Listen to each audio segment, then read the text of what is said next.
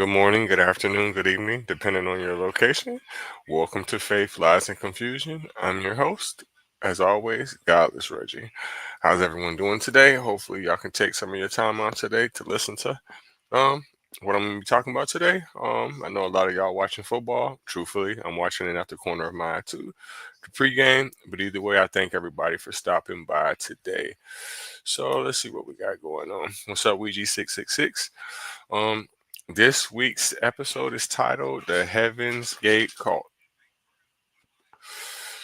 I don't know if everybody here is aware of what I'm talking about, but when I was growing up, maybe when I was about 11 or 12, there was a comet that came significantly close to the Earth. What's up, NJ? You can come on. I'm waiting for you. That came significantly close to the Earth. There was a cult around that time that believed that there was some form of mothership that was following it, and that was the way to Earth. Subsequently, the people that were members of the cult end up committing suicide. It was a tragic situation. It is. I texted to you.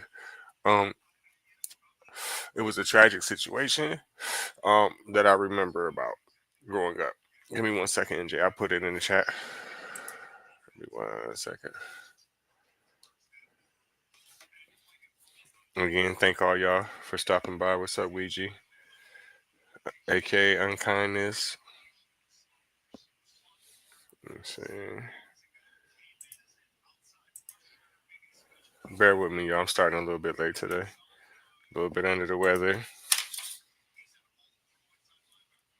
My sinuses are bothering me. With the weather changing back and forth, it's not making it no better. It's been extremely cold here lately where I live at. But today, it's kind of warm. So it's not going to be long before my head starts hurting. X, 2. 1 second. D9, J, 8, B, N.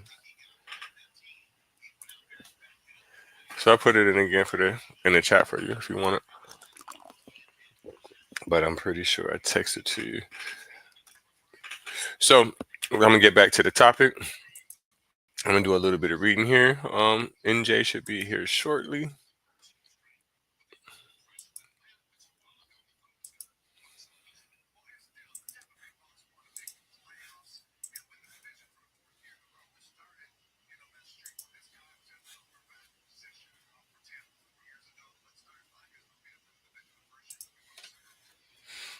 Okay. The Heaven's Gate cult was an American new religious movement known primarily for the mass suicides committed by its members in 1997. Commonly designated a cult, it was founded in 1974, led by Marshall Applewhite and Bonnie Nettles, known within the movement as Doe and T. Needles and Applewhite first met in 1972 and went on a journey of spiritual discovery, identifying themselves as the two witnesses of Revelation, attracting a following of several hundred people in the mid 70s. In 1976, a core group of a few dozen members stopped recruiting and instituted a mon- monastic lifestyle. What's up, NJ? Let me let you up here. Okay, I'm gonna go right back. Scholars have described the theology of Heaven's Gate as a mixture of Christian millenarianism, New Age, and ufology, and has been characterized as a UFO religion. The central belief of the group was that followers could transform themselves into immortal extraterrestrial beings by rejecting their human nature, and they would ascend to heaven, referred to as the next level or the evolutionary level above human. The death of Needles from cancer in 1985 challenged the group's views on ascension. While they originally believed that they would ascend to heaven while alive aboard a UFO, they came to believe that the body was merely a container or vessel for the soul, and that their conscience would be transferred to the next level bodies upon death, On March 26, 1997, deputies of the San Diego County Sheriff's Department discovered the bodies of the 39 active members of the group, including Applewhite, in the house in the San Diego County suburb of Rancho Santa Fe. They had participated in a coordinated series of ritual suicides, coinciding with the closest approach of Comet Hale-Bopp. Just before the mass suicide, the group's website was updated with the message, Hale-Bopp brings closure to Heaven's Gate. Our 22 years of classroom here on Earth, on planet Earth, is finally coming to conclusion. Graduation from the human evolutionary level. We are happily prepared to leave this world and go with T's crew. Crazy. Do you remember any of that, NJ? Yeah, yeah, I remember it because I was also around when that other one happened. It wasn't actually on American soil, so they don't really count it like they do this one. But yeah, I was around for both of them. I couldn't believe that it was happening for a second time, and then it happened for a third time. And then Hollywood just kept making money off of making movies about the tragic events. No one was ever charged. Books were written, and the ideology still exists today in 2024. Ain't it wonderful? You're absolutely right. Um, I'm trying to keep a serious face here when I'm telling this story, because it is a tragic situation, but at the same time, it's a little bit comical because it's like, how can your brain allow you to be just trained, brainwashed to think some idiotic shit like that? But it only proves that, to a certain extent, I think that everybody can be brainwashed. Maybe not in that, like, not that far, but I think everybody can be brainwashed to a certain extent. But let's look at the brain that was washed. These were educated, well to do, had great community. Hell, one of them was like related to the lady from Star Trek, the only black woman on Star Trek. But her brother was over here in a cult going, hey, Nani New, hey, Nani Nay, I think I'm an alien. Let's beam up. Now that you say that, because I wasn't aware of that, you don't think that has something to do with it? I don't know. Maybe. That's too much of a coincidence. You mean to tell me that you actually committed suicide because you thought you was gonna go get on a spaceship and you just so happened to be related to a motherfucker that was on Star Trek or Star Wars? That's Right, too. right, right. That's too A much. spaceship that was going to miss you if you didn't take your life at exactly this moment as it was going by.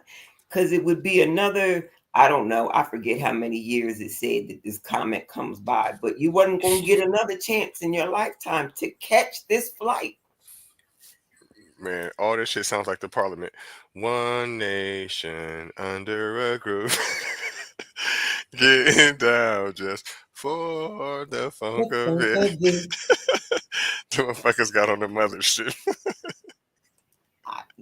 And who else after Parliament? Because I was raised right. There was Parliament in my house.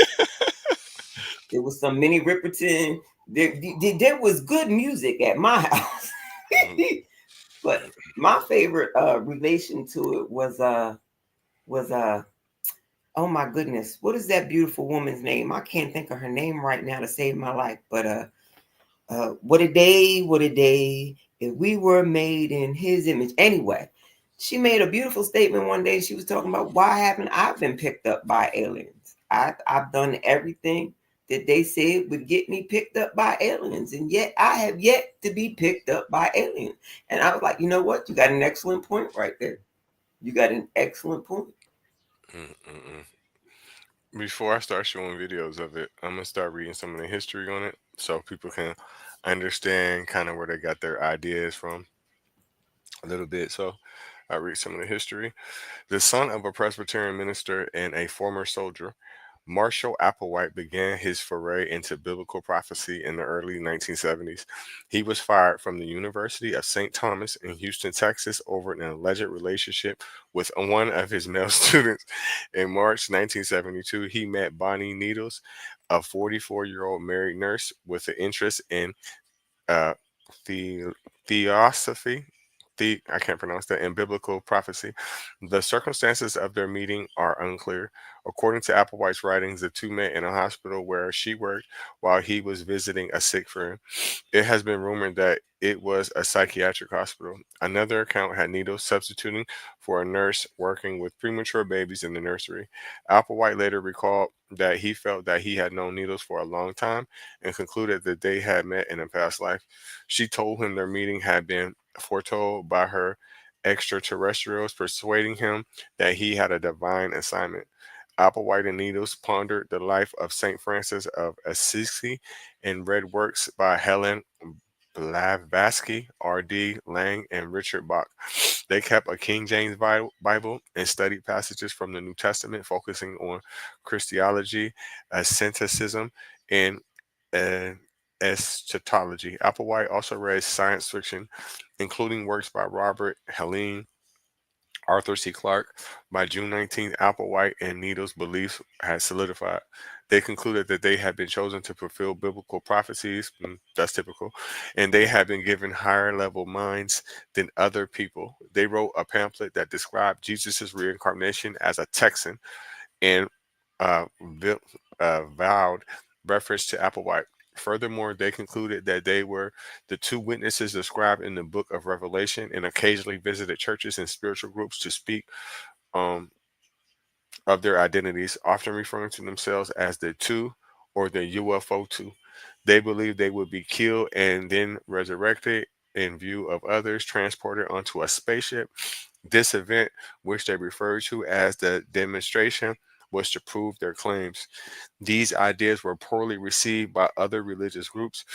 Um, I'm sure that they were. Uh, these people are already making a whole lot of super sonic claims. Um, Typical Christians to me, everyone thinks that they're special and God came and talked to them. You know, it's like having a photographic memory. Everything you see, you remember. So you come across as brilliant, even though you have no context to the context. I do believe the part when they said they probably met in a fucking mental hospital. I believe that part. There is no other kind of hospital where you stay. Either you're unconscious because you that sick, or it's a mental hospital because you making friends. Right, right. I ain't really think about that part. I'm gonna play a video here in a second.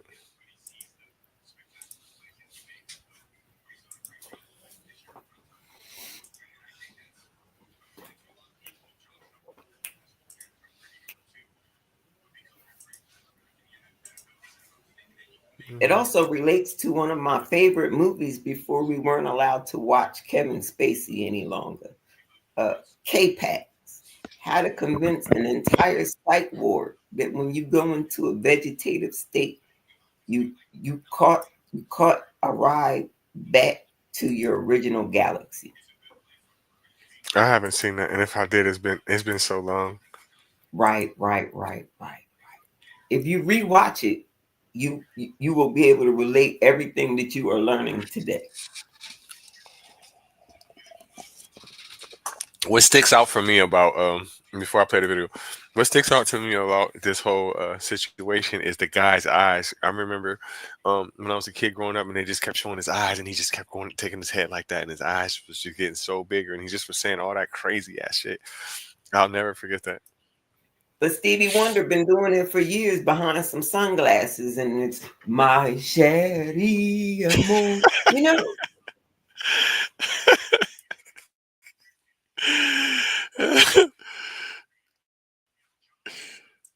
These members, we just sat there and gasped as each one of these members said their goodbyes.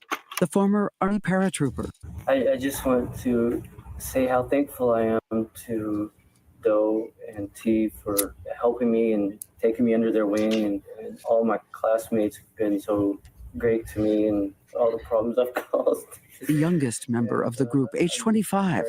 The oldest at 71, a mother of 3. My thoughts in these last hours are only of joy and wonder at the thought of going home. Why am I here? What is the meaning of life? Since I've been in the class, I've learned the answers to all of those. And couldn't be happier about what we're about to do. But there's something you should know as these people praise Doe and thank him for showing them the way. On the other side of the camera, Doe, there, listening. Happiest day of my life. Once you've said something in front of somebody else, you're far less likely to renege on that, right? Do you stand up and say, oh, guess what? I changed my mind and run out of the yard? No, you don't do that. For T and Doe to endure what they've endured 22 years, it's just unimaginable they'd go through that for us. Most of them said things that were mimicking almost word for word what Applewhite had said. This world has become so corrupt. So corrupt. Oh, corrupt. So corrupt. So it really showed the dependency on him. As long as I exist, I have free will. And I am doing this of my own free will. My own free will. I say no, they didn't have any free will. There were 38 murders and 1 suicide. If he wanted to kill himself, fine. Go ahead. Marshall Applewhite, you go first. But no, he made sure they all died.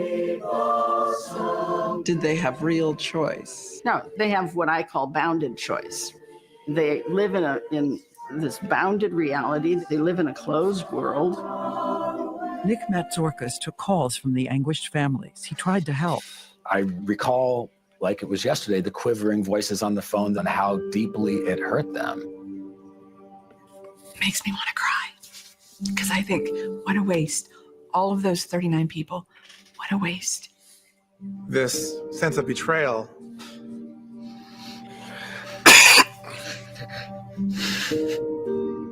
It's devastating to this very day. I just wish that she could have found something worth living for here. Thank you. Everyone who was there is gone. Thank you. It ends with a fade to black. Thank you very much. It ends also with silence.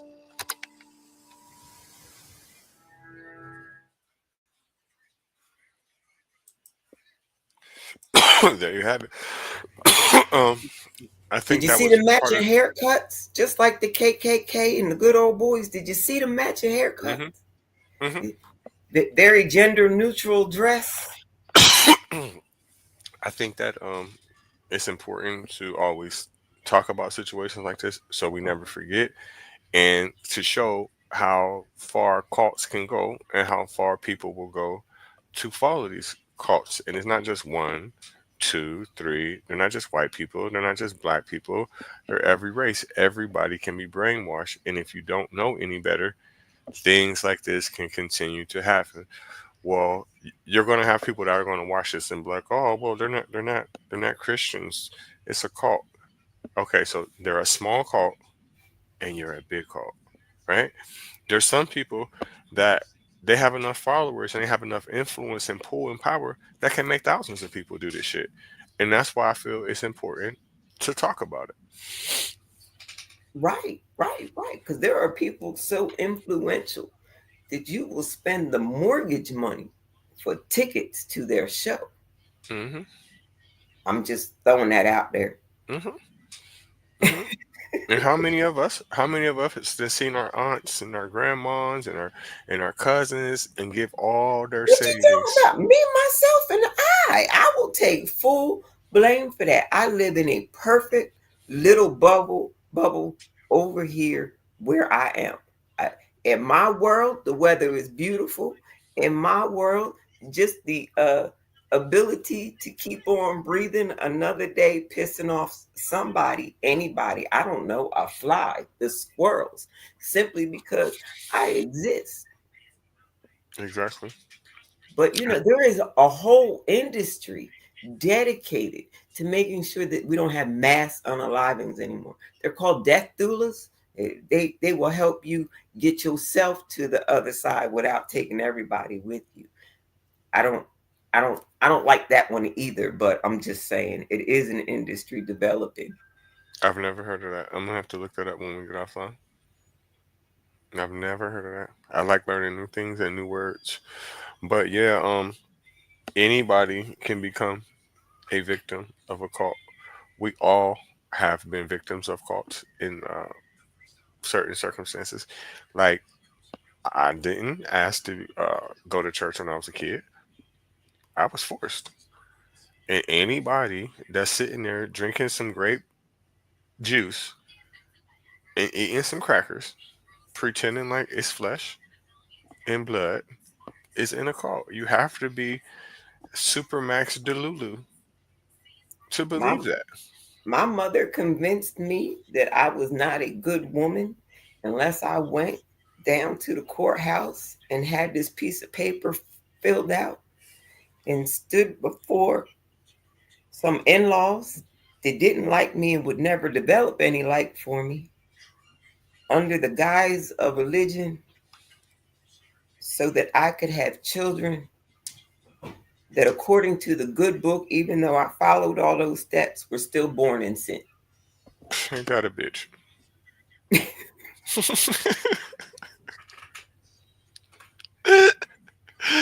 That's fucked up. That's fucked up. We could have saved that little $300 we spent on my little house wedding, mommy. We really could have saved that. I would have rather you gave it to me and we put it towards our first spot, so I didn't have to deal with my in-laws. I would have rather you did that. So, how much did it cost you to get the divorce? Didn't cost me a dime, because what had happened was, right, the next person in line needed it done by a certain date. And I was like, if you would like my full cooperation to make sure that you get it done by your new date, I would recommend that you give me what I asked for, not a dime more, and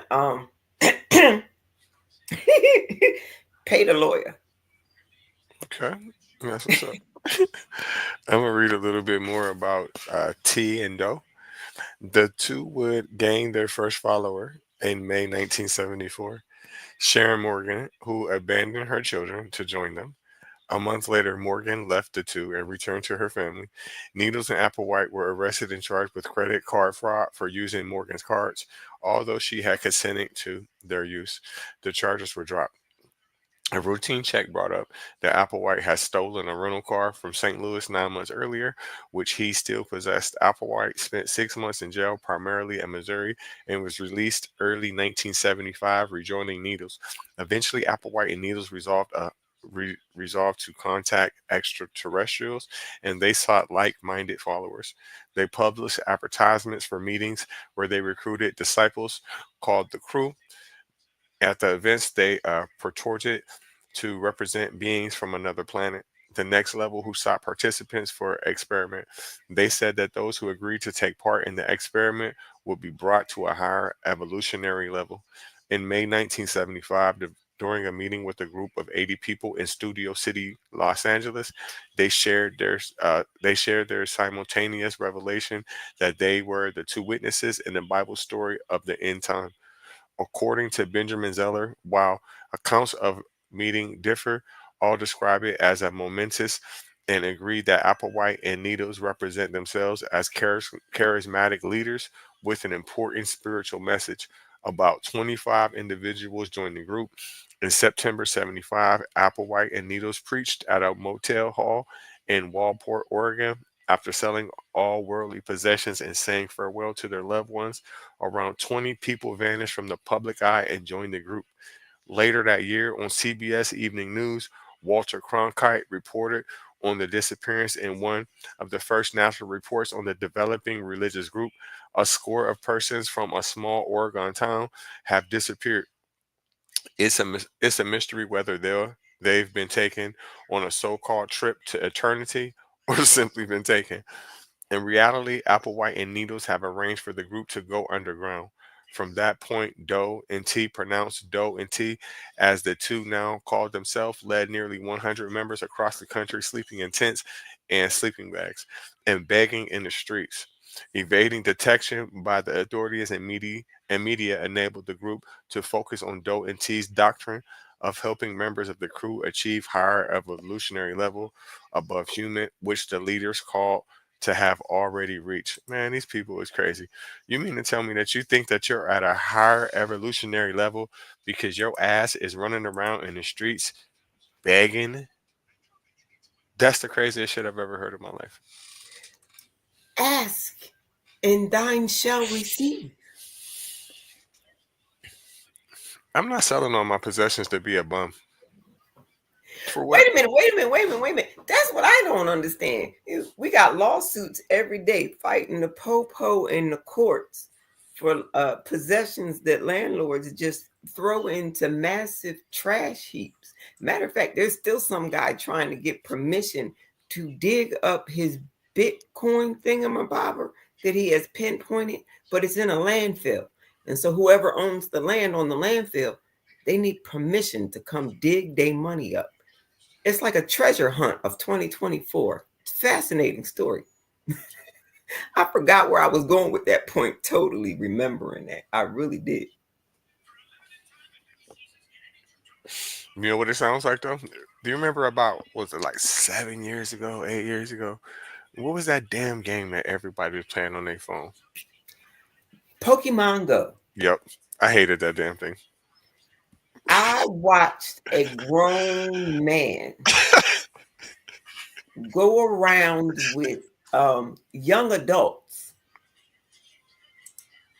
under the guise of playing Pokemon Go.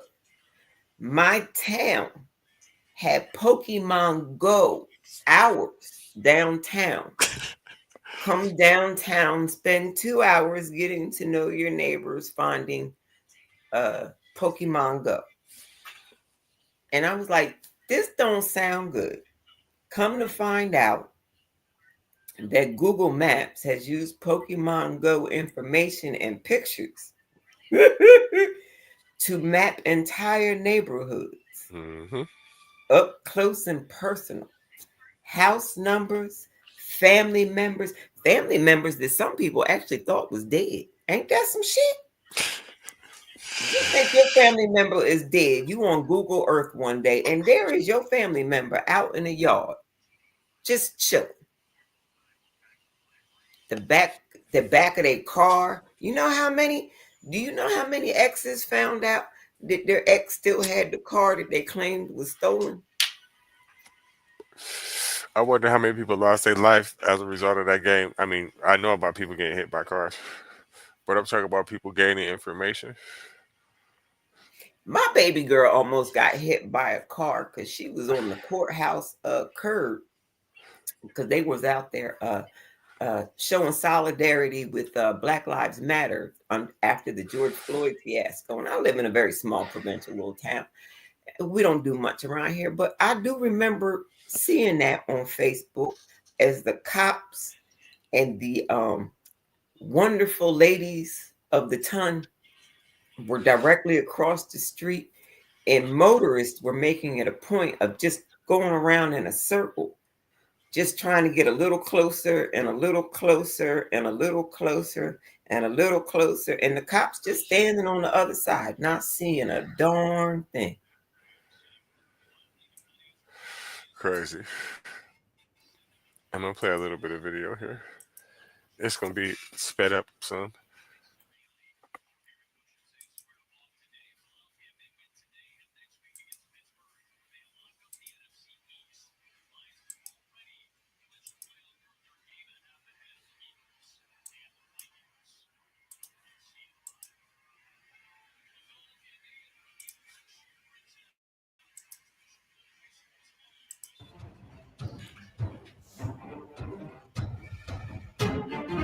The mind of the fanatic, according to social philosopher Eric Hoffer in The True Believer, needs something to worship, even to the point of annihilation. He will sacrifice everything for the impossible dream. Many fanatical mass movements form in our society, but only those that act in some dramatic manner, such as announcing the end or committing mass suicide, seem to get widespread attention. Heaven's Gate was among the most startling, a peaceful and secretive group.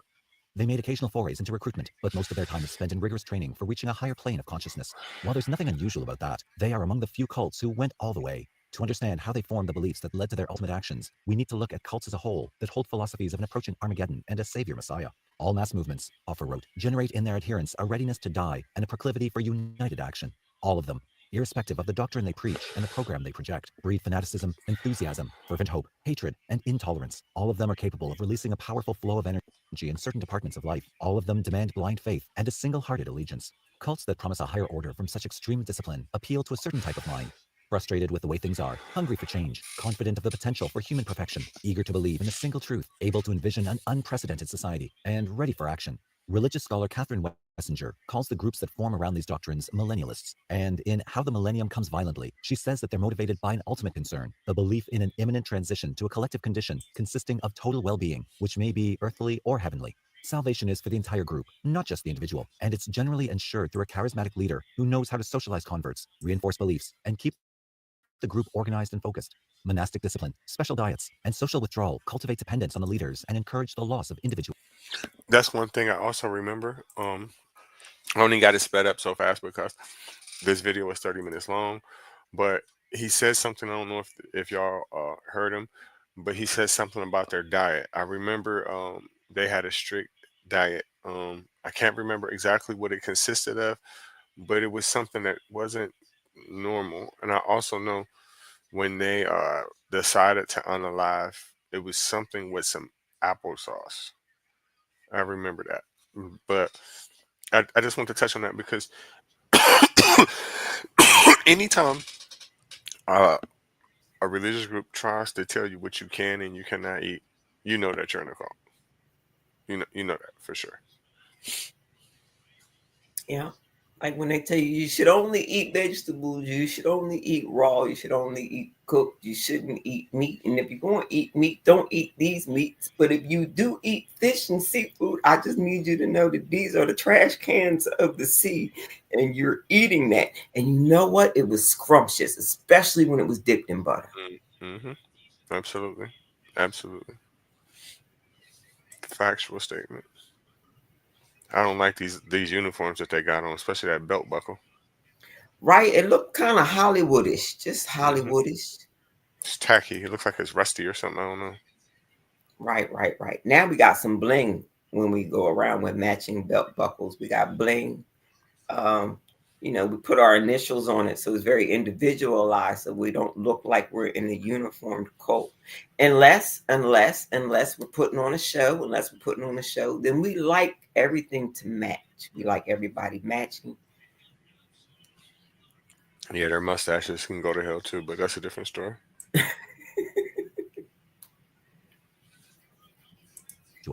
On A&E's program, Cults, Professor Charles Strozier at John Jay College of Criminal Justice added that there's an important connection between what occurred in the 19th century and the latter part of the 20th century in terms of movements of intense spirituality. There's been a large expansion of the number of people joining these groups and claiming they've received a message from beyond, in particular, that we're not alone and can be helped to evolve towards insight and godliness. Among them are the Millerites, founded by William Miller during the 19th century, interpreted the Bible to say that the world would end with the second coming of Christ on October 22nd, 1844. But it did not. They awaited the arrival of a comet as a celestial sign of the world's end. Instead, they ended up marking the day as the Great Disappointment. Well, at least they kept it real and marked it as the Great Disappointment. But this just goes to show you throughout history, there's been many a time where they've said the world is going to end. And every time, it just came up as a nothing. Right. Actually, we have how many nuclear war shelters underneath of cities in the Americas? They're all abandoned now, but you can still see the signage to lead you to where they were. Some have been turned into vaults. Some we just hope the sidewalk doesn't crack because you'll fall right down into them. Just depends on where you live. That's not the point. Exactly.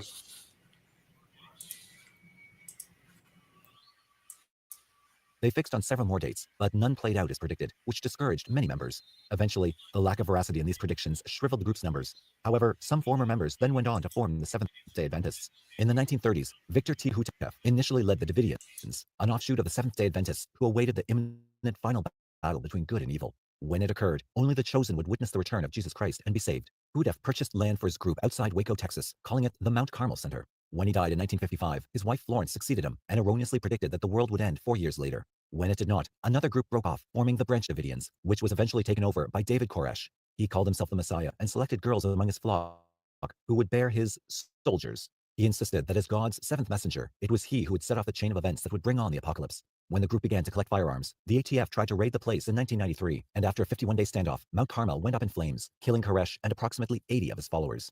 In 1994, during a police investigation, 52 members of the Solar Temple were found dead in Quebec, Canada, and Switzerland. 15 appeared to have been true suicides, while others were lured into ingesting tranquilizers and then were shot. A few people who were regarded as traitors were summarily executed. In 1995, 16 more members of this cult were found dead in Grenoble, France, including 3 children. 14 of the bodies were arranged in a star pattern and burned. They left notes telling those who found them that they were going now to another world. They believed they were the reincarnated Knights Templar, a medieval holy order founded by 9 French knights. 2 years later, in 1997, 5 additional members committed suicide. These believers thought that death was an illusion, and upon leaving the Earth, they would receive solar bodies on Sirius, the brightest star in the universe. Cults have been part of American life since the Pilgrims landed at Plymouth Rock, said TV journalist Mike Wallace in a documentary he made on the subject. Did you want to say something, Jay? Nah, it's saying it all for me. I'm good. Okay. Some are highly unorthodox, he added, and among the most bizarre was Heaven's Gate. Membership in this group had an ideology crafted by men and women who believed they were aliens. For these two, people left families, jobs, and friends to devote their lives to whatever it would take to attain ultimate spiritual perfection. Whatever it would take. Marshall Herff Applewhite was the overachieving son of a Presbyterian minister. He was always a classic leader who could easily persuade people to accept his ideas and follow. He had attended seminary, been a choir director, and had numerous roles in the Houston Grand Opera, but was dismissed from his teaching position at the University of Alabama School of Music over an affair he had with a male student. His wife left him, taking their 2 young sons, so he got another job and once again got entangled with a student, this time a young woman. In 1972, he admitted himself in a psychiatric hospital, according to some accounts, to cure his obsession with sexuality. In his early 40s, he viewed himself as Okay, there it is. It's true. It was a psychiatric hospital, like I bet it on, and as you confirmed, yep, he got the eyes for it all day long. He was probably given that as a choice because something tells me that some of the young ladies that he had this sexual addiction to were underage, and that was usually the sentencing procedure for men who couldn't control the fact that they had to wait until after the woman was 18. No matter how much they groomed them since 7, they had to wait until they were 18. They didn't like that too much. But wait a minute. I feel like you misquoted a little bit. You said the women, the young ladies he was sleeping with. It wasn't just young ladies. Yeah, you're right. I'm sorry. My apologies. I have a very heterosexual mind because that is my first love. But you are correct. I don't discriminate. You are correct. I'm talking about him. Right. Because they're saying that he was getting caught with little boys too. Yeah, you're right. And as a cult leader with a quote unquote sex addiction, you're not supposed to have a how do I put this? A side. You're supposed to be fluid. Right. But I just don't know how he feel like he I don't know if you heard him say he went to that psychiatric hospital. He checked himself in for his to cure himself from homosexuality. That's what they kind of said in a way. He checked himself in to cure himself of getting shot by some people that he had engaged with that was probably looking for him. Mm-hmm. I'm just saying that's usually why you check yourself in the hospital is to avoid the streets because the streets is looking for you. Mm-hmm. Same reason some people make the choice to go to jail. I'm not saying it's a wise decision. I'm not saying that I would choose that, but there are people who have made that choice. I understand. Sometimes that would be the best choice if you know that somebody going to kill you. I mean, in certain circumstances, I will probably do that. Right, I would probably, if I wanted to live bad enough. Right. If you enjoy breathing and being in this plane, you got to do what you got to do. Mm-hmm. Got to make a business decision. That's all. Being seriously ill. There he met a nurse, Bonnie Lou Truesdale Nettles, a member of the Theophilosophical Society, who was 4 years older than him. At the time, her own marriage was falling apart, and she persuaded Applewhite that he could have a major role in her work and her life. He listened and was soon involved in her activities. These two discovered a mutual fascination with UFOs, astrology, and science fiction. Nettles urged Applewhite to read The Secret Doctrine of Madame Blavatsky, and they opened a center in Houston for the study of metaphysics. They came to believe that they were the earthly incarnations of aliens millions of years old. They were the two witnesses mentioned in chapter 11 of the Book of Revelation, placed on this earth to harvest souls, to help save as many people as they could. Nettles persuaded Applewhite that as the two, they should embark on an evangelical mission to bring the truth to others. 9 months after they met, they severed ties with family and friends. She left her children and drove out to Houston to spread their message. What they told people was similar to what many other end times cult leaders preached, that they would be persecuted and put to death by their enemies. Their bodies would lie in the open for 3.5 days, and they would prove their deity by rising from the dead and disappearing into a cloud. From there, they would ascend to a higher level to be with God. Their interpretation of the Bible. I just want to know, why is it always the same story of them getting persecuted? Why does, oh, we're gonna get unalive for our beliefs, and then that shit never happens, and then people just brush that shit up under the rug? No, that motherfucker died from cancer or some shit. Nobody didn't kill him. The fuck is you talking about?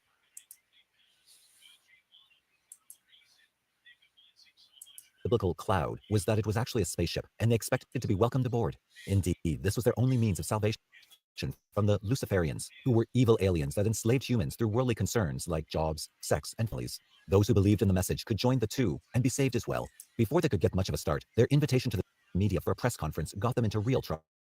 In Brownsville, Texas, Applewhite told a reporter that if he came to the press conference, they would give him the most significant story of his career. Believing it was about drugs, he brought the authorities. When the two spotted the police, they left, which aroused suspicions. Officers looked up the license plate number of the that it had been reported stolen and arrested them. They were charged with credit card fraud, charges were dropped, and car theft. Applewhite served 6 months in jail awaiting trial and was convicted and sentenced to 4 more months. The judge ordered a psychiatric exam, which Applewhite passed, but which he later admitted made him doubt his sanity. Humiliated. Want the effects of Viagra, but faster? Meet Wow. It ain't nothing changing. Like we've all been in the conversations where we wish we had a tin hat on some of the other social media apps. So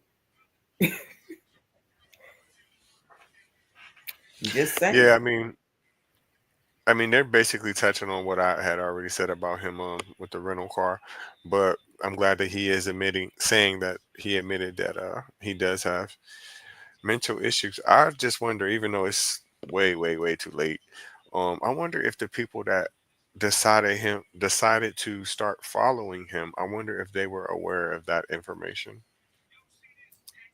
Nah, and even if you do make it a part of your testimony, they change the narrative to the testimony. It's like, yes, I went in there for my mental issues, but what I found was more clarity to understand why I thought it was mental issues. Well, especially those days, I guess nobody probably didn't realize that you can't cure a mental illness, especially not Oh, with they Jesus. understood it fully. They did all the case study work back in the day in residential schools and nunneries. And then in Europe they called them workhouses, but they weren't really workhouses. They were more like torture chambers. That's where they did all the study work to help people formulate how to have a cult mind so they can all be of one mind someday. And I think other people call it one God, all under one God. Interesting. Now that you're saying that, I guess that's why people, whenever I get into debates with them, on TikTok, like, there's only one God, there's only one God. And I ask them, which God? There's only one God. My God is the only God, it's the creator. Then I try to explain to them there's more than one God. Then it just gets ugly. Right. Because that's my favorite question, which God? And that automatically gets me kicked out of most spaces where I'm in. Just, what do you mean, which God?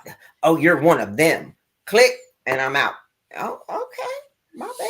I just wanted to know which one we was going with. I was going to work with whichever one you did, because I done read about all of them. They've all been in some story that I read along the way. Man, there's so many. Like I said, I'm starting to learn of new ones every day, especially when you start going to any like indigenous countries that still have tribal people. Uh, they all have so many different gods. I just wish that I kind of knew of the gods that were here in the continental America, and I don't. And I only wish I knew is because I live here. You know what I'm saying? And I don't know about none of them. I guess Yeah, Google and shit well, like that is free, but all the gods of the Americas have been turned into uh movie spooky people, like Jeepers Creepers, um, Jersey Devil, Wendigo. yeah, I'm gonna have to start looking that up because I really don't know about too many of them. I know about the ones that came from the other side of the world, but Right, right, right. And once you read about the ones from here, the ones that they've turned into these mythical creatures, you be like, fuck what they got going on over here. I like this. I can work with this. right, because I see them all as like superheroes now anyway. So Right, right, right. I mean, if they want to use the other sides to make up the Marvel universe, I think we should just come up with our own universe. It's just whose studios are we going to run it through? Because you only need but so many movie studios before you can make a movie. So I just don't care which one at this point. Let's just run it. right, you can put it at Tyler Perry Studios. Let me play the rest of this. Right. I like that one because it's on Confederate ground. That I ain't gonna lie, my petty really did enjoy that Tyler Perry Studios is on Confederate ground. I know he's well, I heard that he's making a movie in Pittsburgh, but that's another story. I don't know the name of it right now.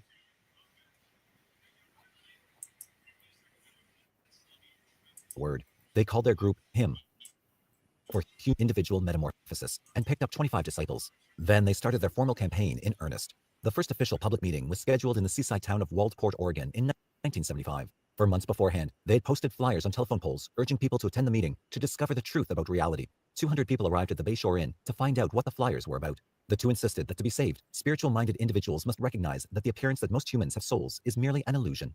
Only those who truly had souls and were ready to be harvested by God would recognize the truth of the message. Once they did, they would give up their worldly clutter at once and follow a strict regimen. Using biblical notations about sexless angels and the praise Christ gave to those who sacrificed family life to follow him, they insisted that spiritual perfection came only at a price. One had to first see the truth about the evils around them and want desperately to free oneself. Applewhite and Nettles didn't convince as many people as they had hoped, yet their strong belief in what they said, along with their intensity in delivering the message, proved compelling. They were a team act, said one former member about these gurus. They played off each other. They were everyone's mom and dad, said another. They made people feel protected and reassured. The two gave several televised interviews about their beliefs and the miracles they would perform, which brought them nationwide attention. We're going to stage so that it can be witnessed, said Applewhite on a news broadcast, that when a human has overcome his human-level activities, a chemical change takes place, and he goes through a metamorphosis, just exactly as the caterpillar does when he quits being a caterpillar and he goes into a chrysalis and becomes a butterfly. That did not mean that they would leave their bodies behind in graves, he insisted. We are going to be murdered, and when we are, after 3.5 days, we're going to walk up, just get right up, and you're going to watch us. 20 people from Oregon joined them. Some came home from the meetings believing they would soon acquire the kingdom of heaven, and they made dramatic changes right away. One man and his wife actually left their 10-year-old daughter, certain she would get whatever she needed. Once the believers were gathered, That's just sad. People leaving their kids and things like that. That's the one of the worst parts about cult behavior. Cults in general. It's the children that are left. Now, if you want to make a decision as an adult as to what you want to do with your life, and you want to give your life to a spaceship, a myth, cartoon, some man that's in and out of the crazy house, that's on you.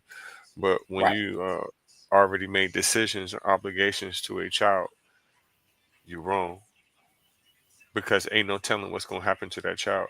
If you want to do that shit, wait till they're 18 years old.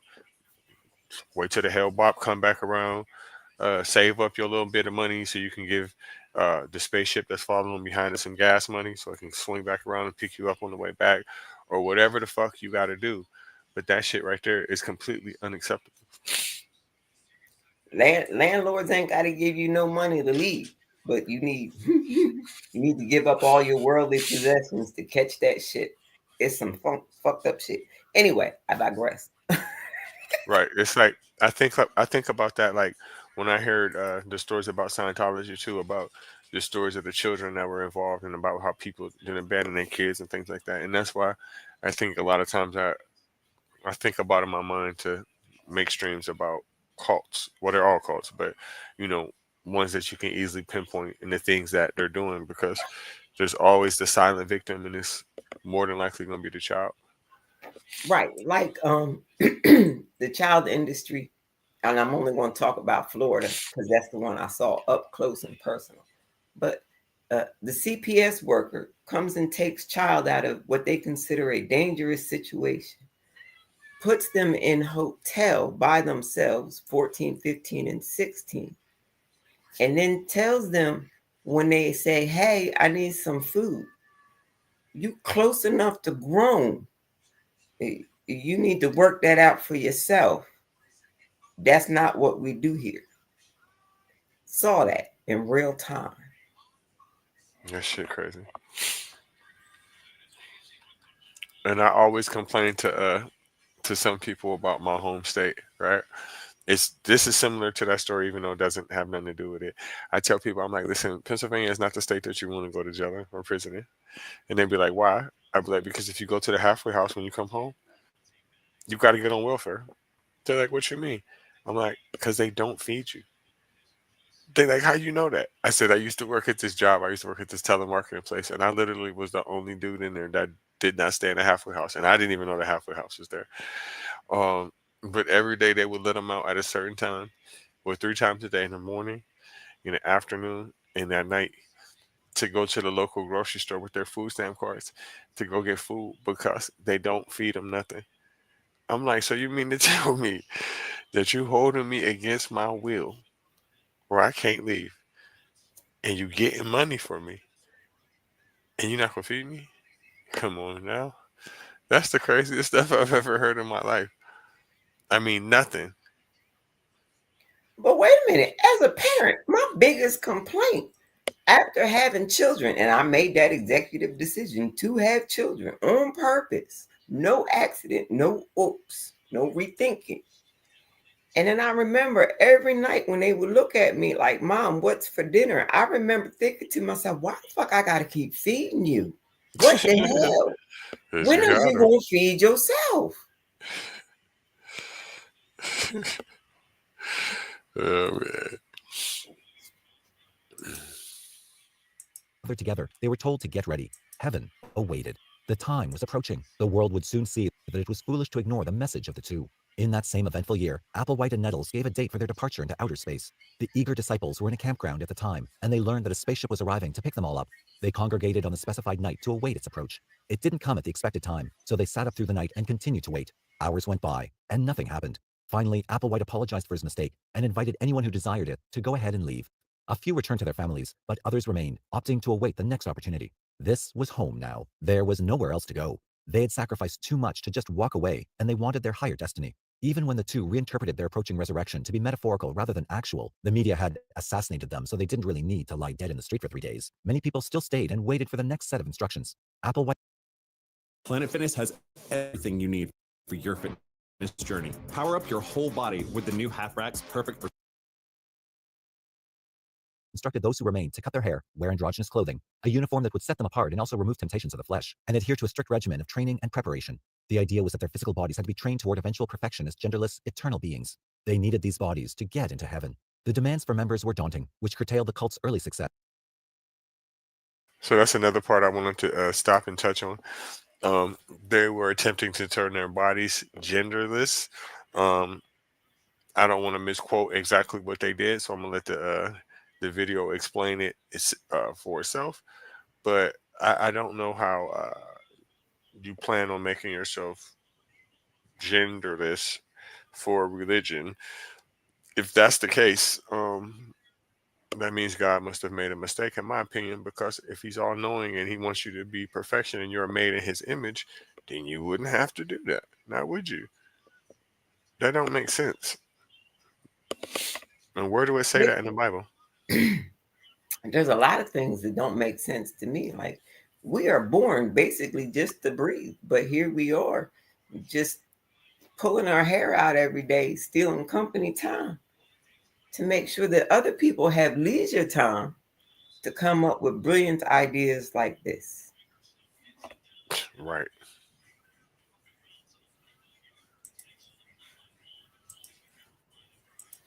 But the two believed that purging earthly ways was the only means for rediscovering the alien beings they truly were, all of them. There was to be no more sexual contact and no personal privacy. The members soon formed into an insulated community, sharing the same thoughts and repeatedly affirming the dogma and prophecies. They developed crew-mindedness, as Applewhite called it, working together in one mind, the way they might have to function on a spaceship. During all this activity, two sociologists who heard about the group on the news infiltrated it and pretended to be potential recruits. After a few months, they left, having learned very little. They did not see the kind of indoctrination and coherence among members that would ensure endurance. Little did they know, the program was evolving. Applewhite and Nettles taught their disciples that they were all related. Applewhite was their father, and Nettles, who was an older alien that had inhabited an older human form, was their grandfather. The two renamed themselves variously as Guinea and Pig, Bo and Peep, and finally, Doe and T. After they perceived that the media was distorting their message, they went underground. Oh man, that's the greatest part. Bo and Peep, T and Doe. What was the other two that they say?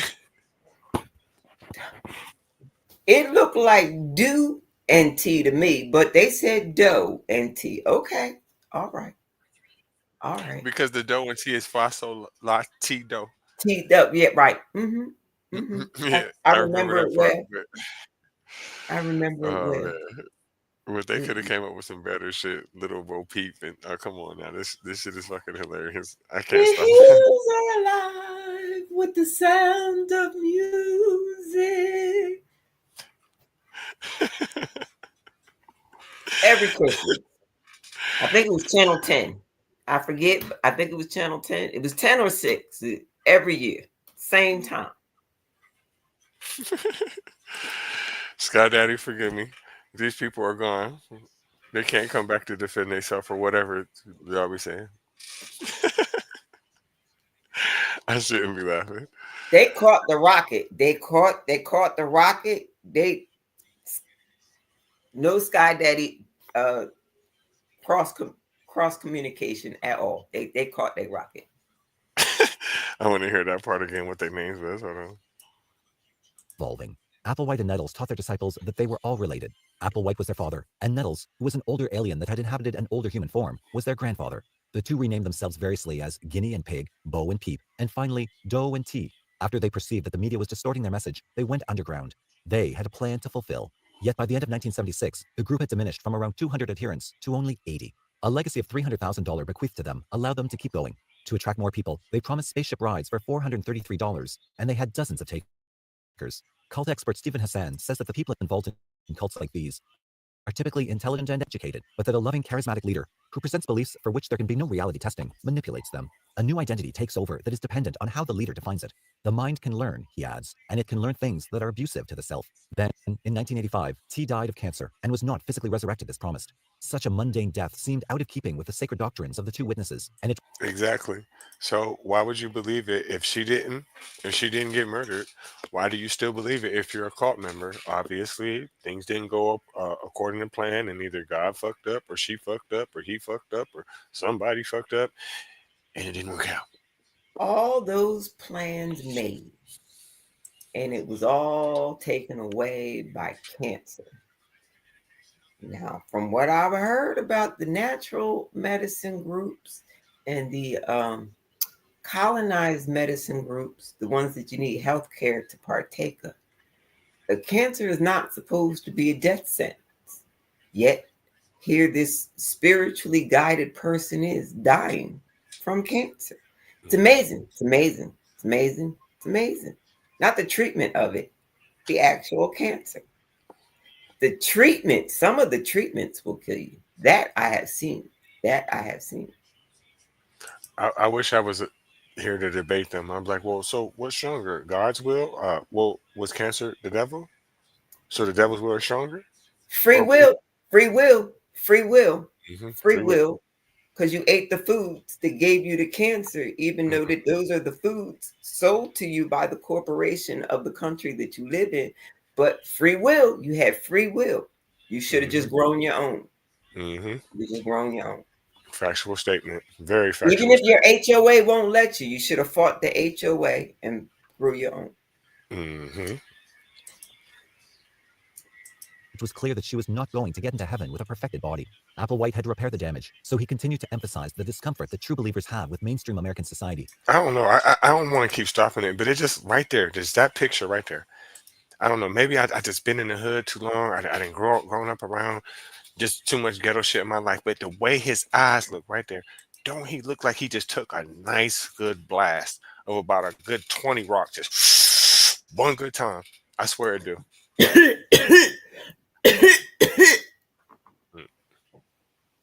Look like he just was freebasing.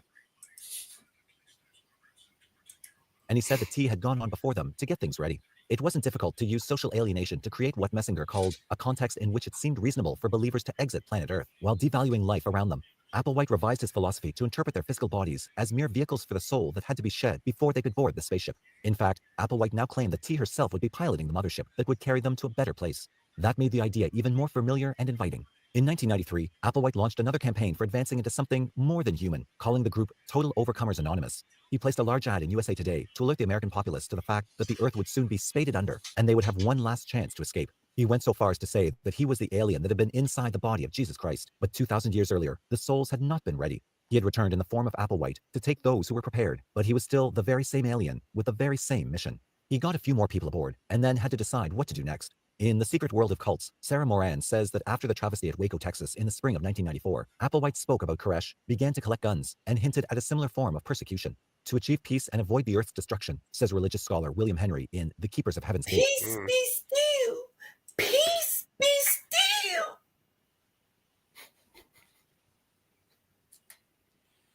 I didn't know that these stories had some kind of crossing up, but where they got some of their ideas from. I should have known, uh, but that's crazy to know that. I'm glad that I actually did a review on this to learn that. I didn't know that he got some of his ideas from that. I don't know what you were gonna do with some guns on a mothership or some spaceship when they got some Star Trek 2095 type guns on there and with the Jetsons and shit like that. So I don't know what you're gonna do with them guns, but I guess I'll never get a William chance to ask you. Shatner got a free ride straight up so he could see the Earth from a rocket ship, even though he had been playing the role his entire life. Even won some awards for it. But what got me was Don Lemon got $1 million just for reporting on it. Damn. I wonder if I copy it and replay it, if I get some money too. Right? I'm cheap. I'll settle for $100. You know how long $100 will keep me in taxable cigarettes? Well, with probably for you, probably about 6 packs, 7 packs you can get with that. Nah, I'm cheap. I'm cheap. I can get 3 packs for $15 where I live at. And, they got menthol. It suits me fine. And I go through about it depends on what kind of day I'm having. So I can go a pack a day or a pack a day and a half. When I'm really feeling froggy and feeling myself and I really got shit to do, I can actually make 3 packs last an entire week, which I thought was an amazing accomplishment for a smoker. But there's a lot of weed in between, and I didn't find weed until I was in my 40s. I could have saved myself so much stress in life, so many job changes, had I just had some coffee and weed in the morning. Well, what I can tell you is don't come back to Pennsylvania smoking no cigarettes because you ain't getting them for that price that you just said. I don't care how cheap of a pack of cigarettes you get. You're not getting that. Hell no. And that's why I will remain in my small provincial town where we understand broke. We all broke together. But what you not going to do is make my baby nor my grandchild feel unwelcome. You better love the hell out of them or we going to have a problem. And I spoke to that. Let me play this. it was mandatory that they leave the planet soon. In 1994, several members told a reporter for the LA Weekly that they would all be departing. They were going to walk out to the Santa Monica Pier and catch a ride into space. But that did not take place. And in October of 1996, they went to Southern California, renting a large 7-bedroom house in the wealthy community of Rancho Santa Fe, north of San Diego, at 18241 Colina Norte. There developed. You're not a child, you're a man, so stop wearing so many layers to go outside. That looked like a nice house, man. They called the place the Monastery, and their business, Higher Source. They also used the internet's worldwide communication capabilities to promote their beliefs and gather more disciples. They renamed themselves Heaven's Gate. At this time, according to Messenger, they had only about 25 adherents left in the group.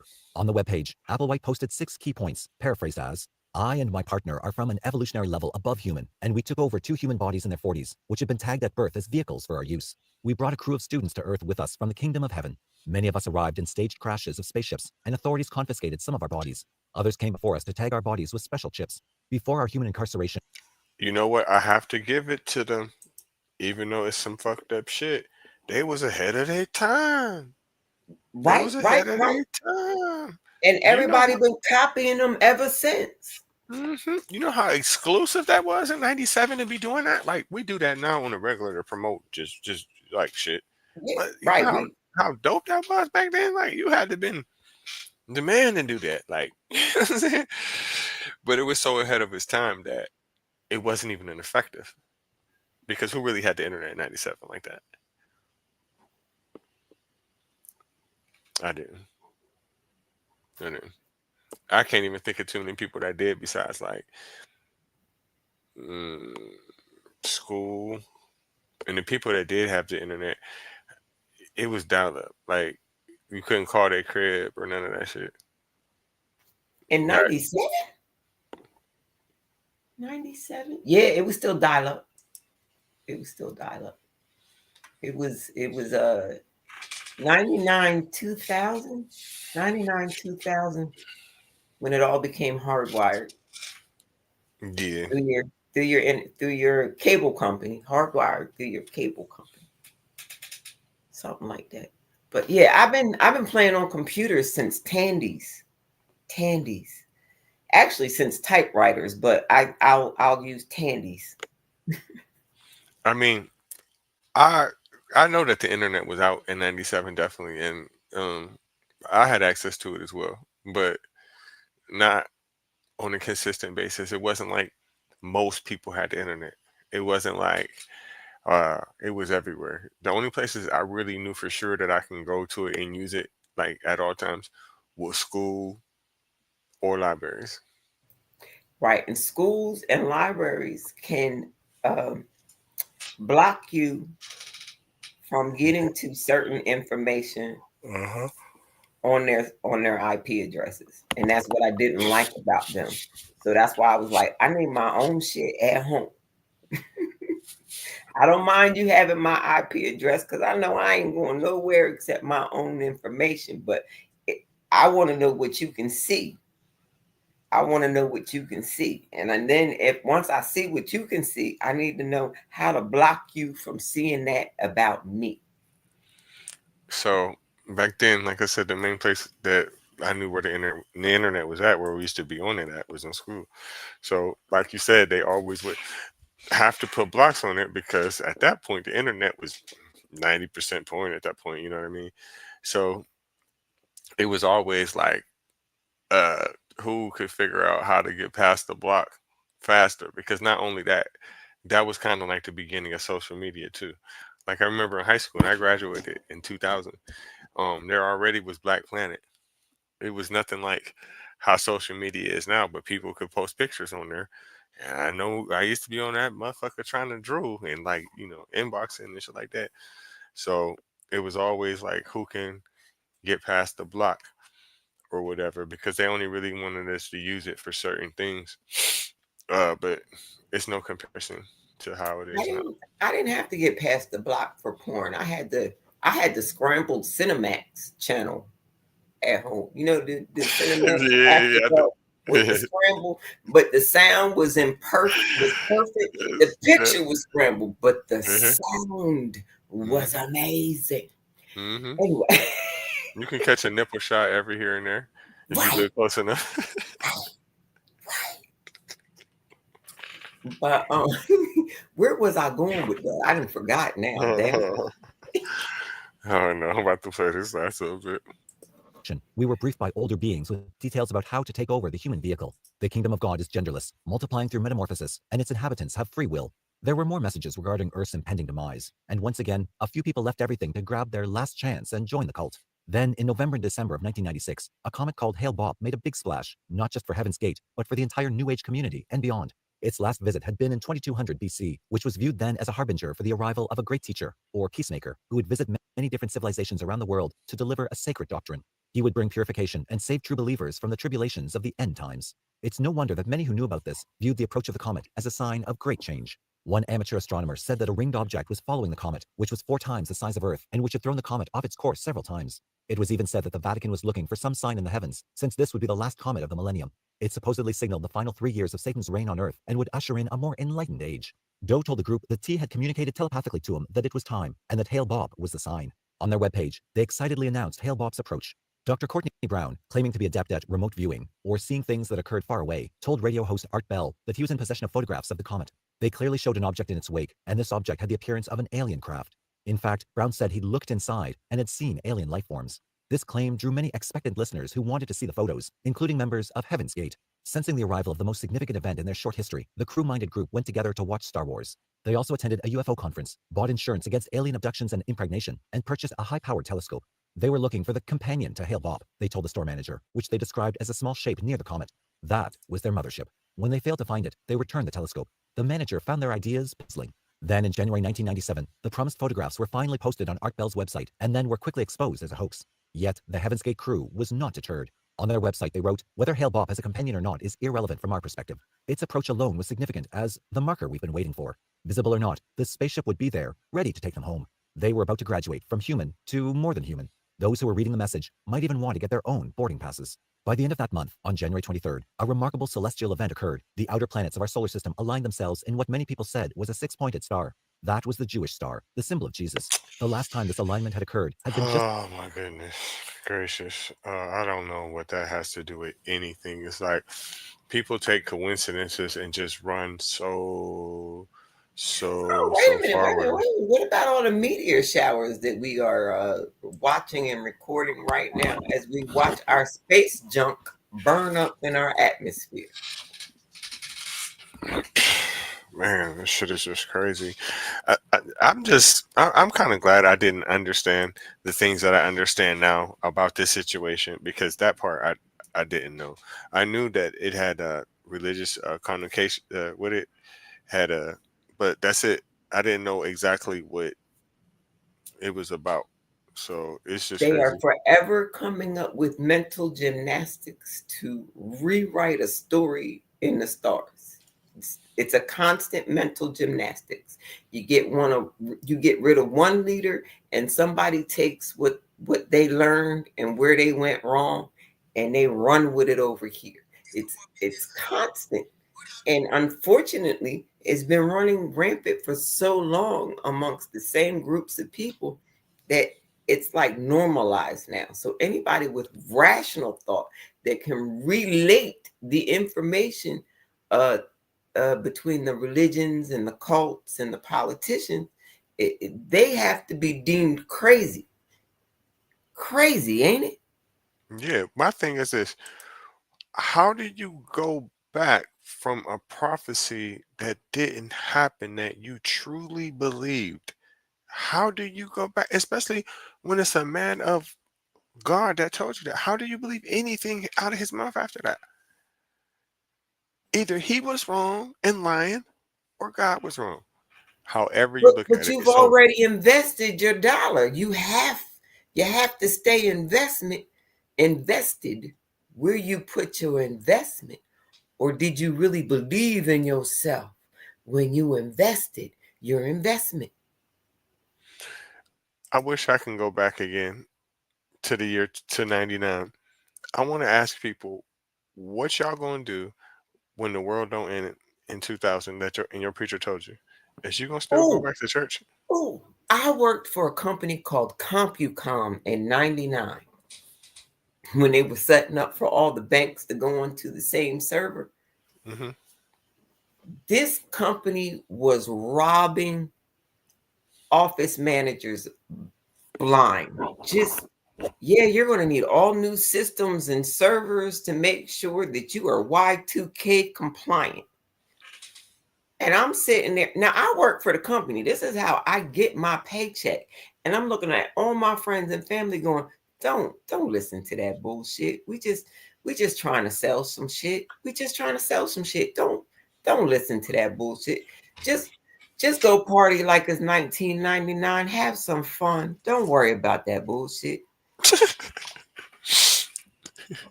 Oh man. Just before the Renaissance, there was every reason to believe that something of universal significance was about to occur.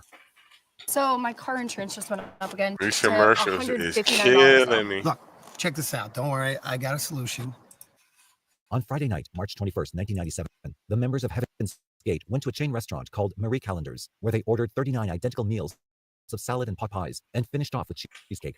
This was to be their final earthly meal, because the next day, the comet would be in its closest proximity to Earth. It was time to begin their departure. On Saturday, they started the process. Everyone dressed identically in black long-sleeved shirts and black sweatpants, with new black and white Nike tennis shoes. On their left shirt sleeves were armband patches, on which the words Heaven's Gate Away Team were stitched, possibly a reference to the television program Star Trek, The Next Generation, on which a small crew called the Away Team went off on planetary ventures. The members of Heaven's Gate each packed a small overnight bag with clothing, lip balm, and spiral notebooks, and they placed these bags at the foot end of their beds. They also put 3 quarters and a $5 bill in their shirt pockets, a habit they developed whenever they went out, so they would always have cab fare and change for the phone. The Nike slogan at the time was, "Just do it," which could explain why they all wore Nike shoes. They worked in 3 teams.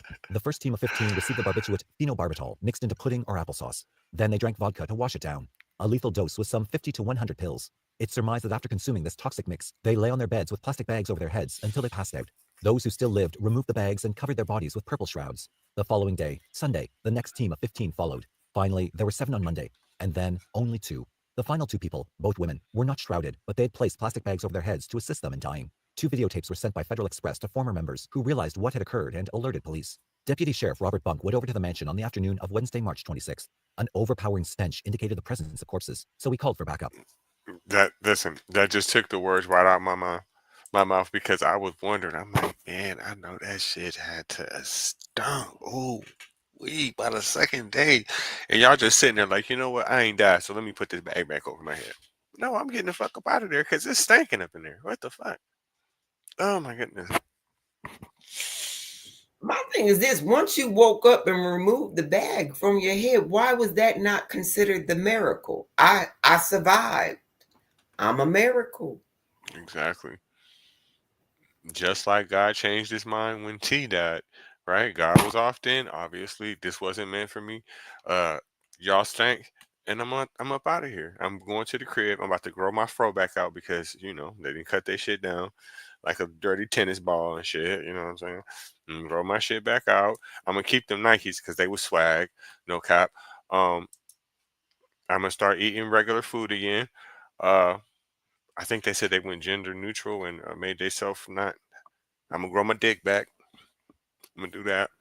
Right, gotta grow that back. Gotta grow Gotta that go back. Gotta go. I gotta be a productive person in society. You know what I'm saying? So I'm gonna definitely grow that back or go pick it up from the store wherever I dropped it off at.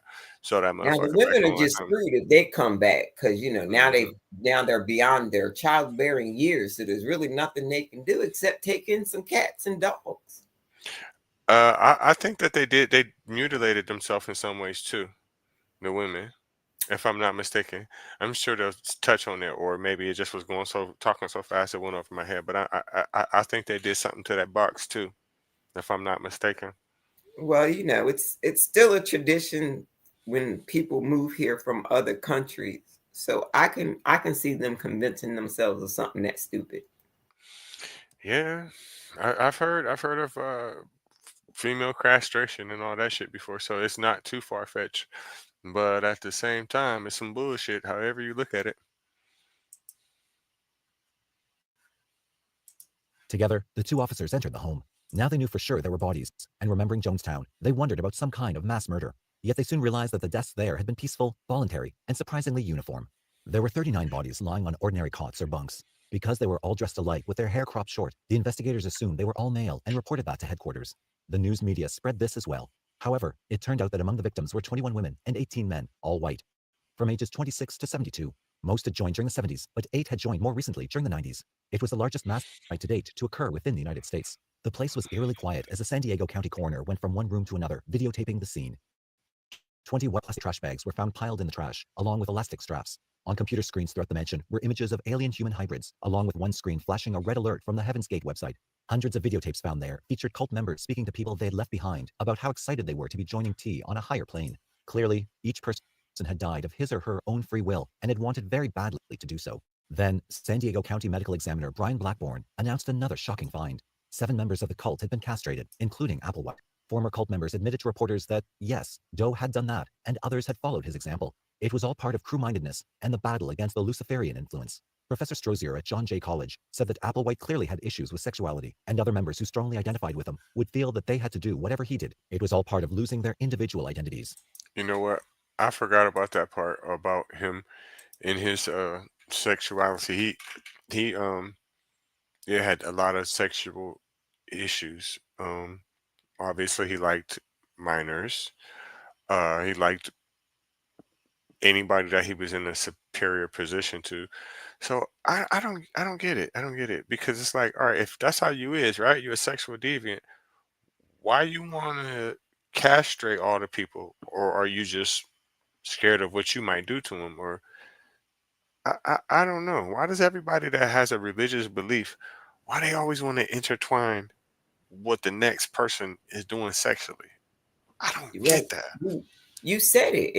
If you can convince them to fuck up their body, it alleviates your your want or your proclivity. Your proclivity. They're no longer functioning, so I can't do anything sexually to them. Therefore, they're safe to have around me. I get it, but it's like I'm so used to when it comes to religion, I'm so used to people being sexual deviants to the point where they're trying to get people around them so they can fuck them. Not like, oh well, look, you better put a chastity belt and you better sew your coochies closed because if you don't, I'm like, fuck you. You never know. It's never like that. So to me, Well, it's that's just what odd. made them superior. This particular cult, that's what made them superior. We have convinced them to remove themselves from our illness willingly of their own free will. That's true. That's true. But I don't know. It's just all it's all weird. I guess the only way I would understand it if I would involve myself in some bullshit like that, which will never happen. Never, ever, ever, ever. But as a finally released to child, grieving and all of next these of kin. all of these Some openly said narratives their were relative had put before me to choose from. As a child, I was told, this is what's out there in the world. Choose one, stick with it till the day you die.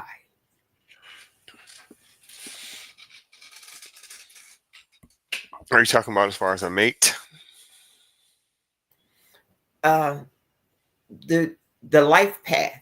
Do you want to believe you're an alien? Do you want to believe you're a religious person? Do you want to be a human being? Do you want to be one of these kind of human beings or one of these kind of human beings?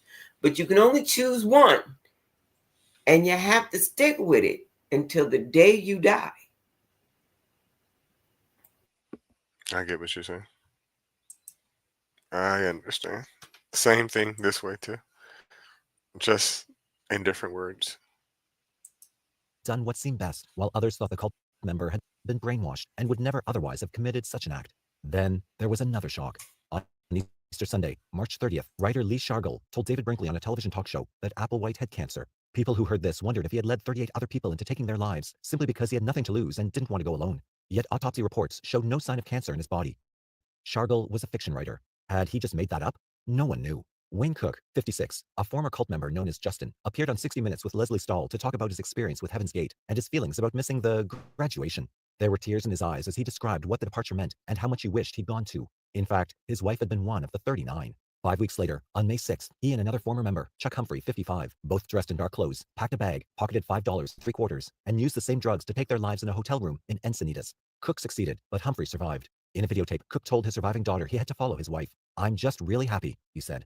Humphrey decided that he'd been held back to continue to proselytize, so he created a webpage to dispense Heaven's Gate theology. He did as much as he thought he could to get the word out, and then in February 1998, he ended his life in the Arizona desert. This is how to get in shape fast. If you want to drop.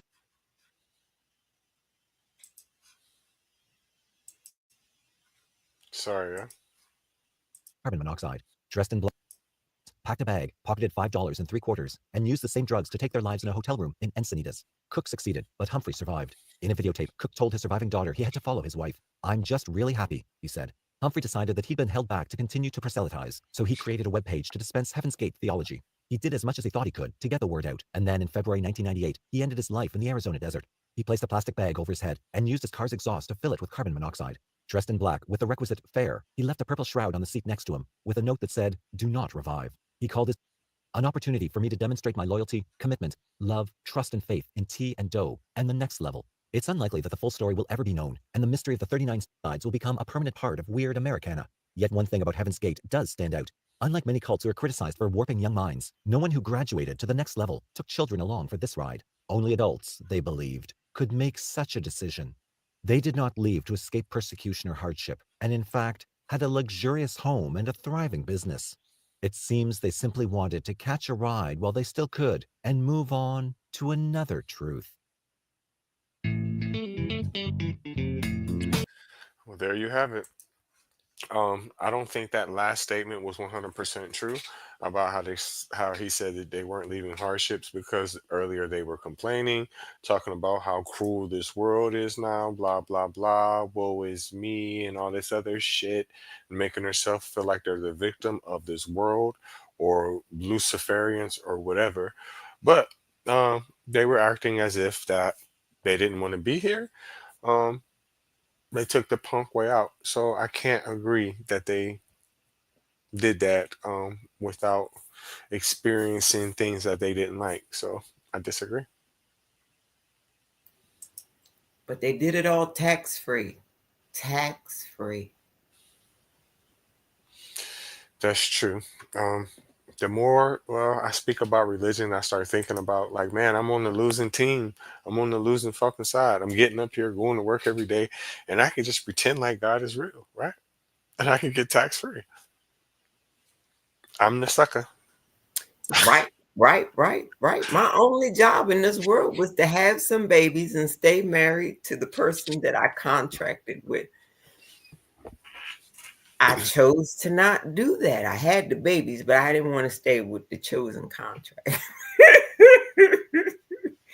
For that, the church has told me that I have lost all rights and privileges until I find a new contract.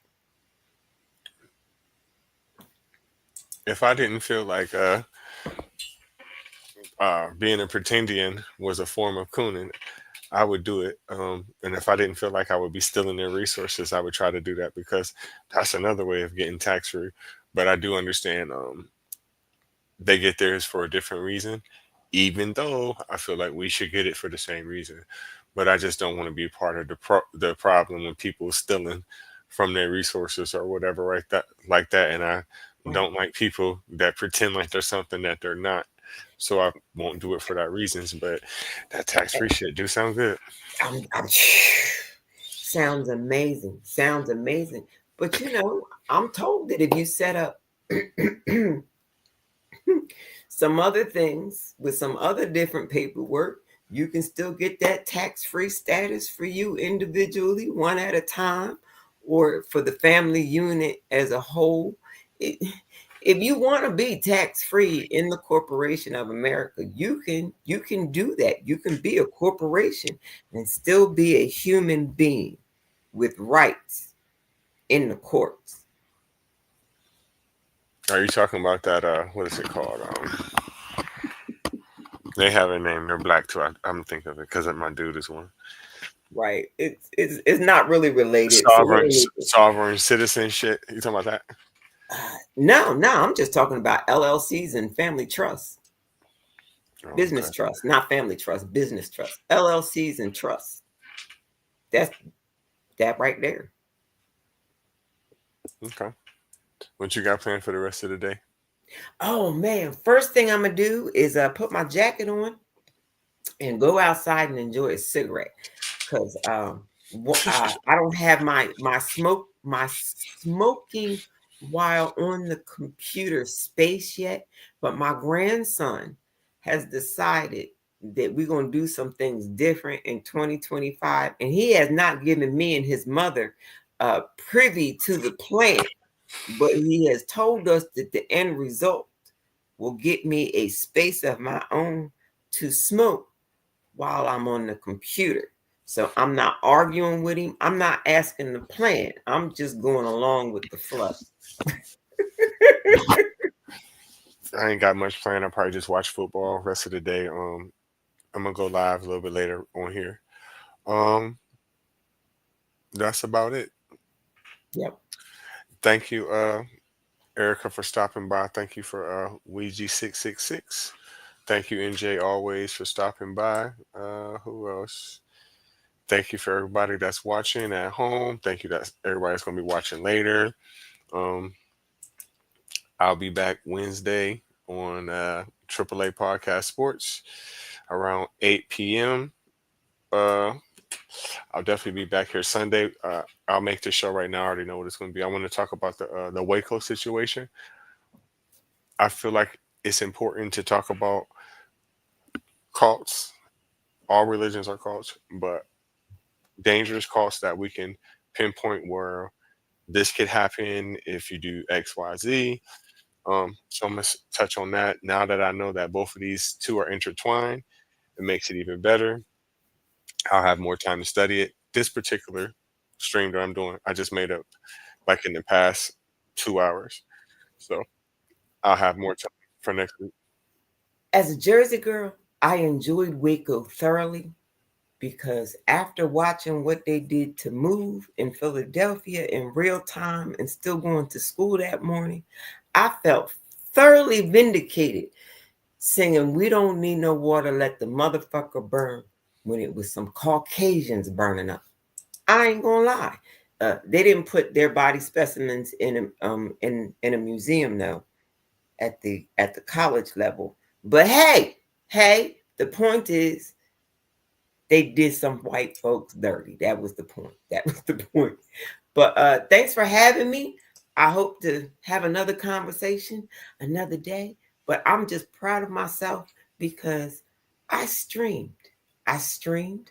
I streamed. I'm so proud of myself. Look at me. Look at me. I That's what's used up. some electronic devices today. What? That's what's up. That's what's up. And again, eventually I know that you'll probably start having your own show about your own topics and things like that. And I cannot wait. Make it a short one. Just talk about politics because you always have something great to talk about with that. Not the dreaded politics, not the politicians. You should. Oh man, might as well talk about the cults. Same damn people. I mean, yeah, they intertwine. They're the same. They're no different. They intertwine. All of it goes together. They go hand in hand, especially when we're talking about the United States. Bottom line. So, How we went from breeding Ghoultown to Cory Booker. I'm sorry, we won't mention that on this show. We'll cut that out. Shh. on my one show, Product of the 80s podcast, is mostly about politics and trending topics. I'm not really an expert on politics. I know a little bit about it. So a lot of times I'm there listening more than anything because I don't know it all that good. So um that would be dope. I think we'll have a show this Friday. There's some stuff to talk about that's been going on. If not, I'll just force the issue and just make it myself. But again, I'll be back Wednesday. I'll be back Sunday around 11:45. Sorry again, y'all, for starting the show late this week. Thank you for everybody stopping by. Um, Shout out to everybody who did. I'm about to cut the music on. Thank y'all for stopping by. Good night.